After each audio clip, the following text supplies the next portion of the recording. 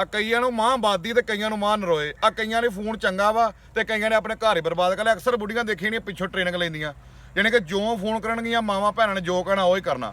ਗੱਲ ਕਰਨ ਦਾ ਮਕਸਦ ਇਹ ਆ ਕਿ ਤੁਸੀਂ ਪਿੱਛੇ ਰਾਬਤਾ ਕਰੋ, ਠੀਕ ਆ, ਕੋਈ ਇਹਦੇ ਵਿੱਚ ਦੁੱਖ ਵਾਲੀ ਗੱਲ ਨਹੀਂ ਚਾਹੀਦਾ ਵਾ, ਲੇਕਿਨ ਟ੍ਰੇਨਿੰਗ ਤੇ ਨਾਲ ਉਹ ਪਿੱਛੋਂ ਉਹ ਕਿੱਦਾਂ ਸਿਆਣੇ ਕਹਿੰਦੇ ਵੀ ਮੀਂਹ ਪੈਣ ਦੇ ਵਿੱਚ ਤੇ ਸਲਾਬ ਆਉਣ 'ਚ ਬੜਾ ਫਰਕ ਹੈ, ਕਿਉਂਕਿ ਮੀਂਹ ਰਹਿਮਤ ਆ ਤੇ ਸਲਾਬ ਜਿਹੜੀ ਹੈ ਜ਼ਹਿਮਤ ਆ।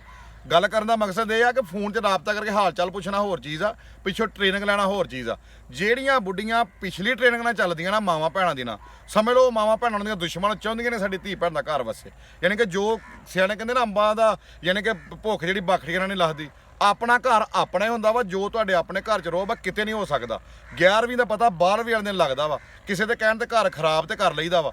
ਐਂਡ ਤੇ ਜਦੋਂ ਕੋਈ ਨਹੀਂ ਨਾ ਸਾਂਭਦਾ ਉਦੋਂ ਪਤਾ ਲੱਗਦਾ ਕਿ ਯਾਰ ਹੁਣ ਮੈਂ ਕੀ ਕਰ, ਲੇਕਿਨ ਕੀ ਫਾਇਦਾ ਪਛਤਾਉਣ ਜਦੋਂ ਚਿੜੀਆਂ ਚੁੱਗ ਗਈਆਂ ਖੇਤ, ਉਦੋਂ ਟਾਈਮ ਹੀ ਲੰਘ ਗਿਆ ਹੁੰਦਾ ਵਾ। ਗੱਲ ਕਰਨ ਦਾ ਮਕਸਦ ਇਹ ਆ ਕਿ ਫੋਨ ਬੇਸ਼ੱਕ ਪਿੱਛੇ ਕਰੋ ਲੇਕਿਨ ਟ੍ਰੇਨਿੰਗ ਨਾ ਲਓ। ਜਿਸ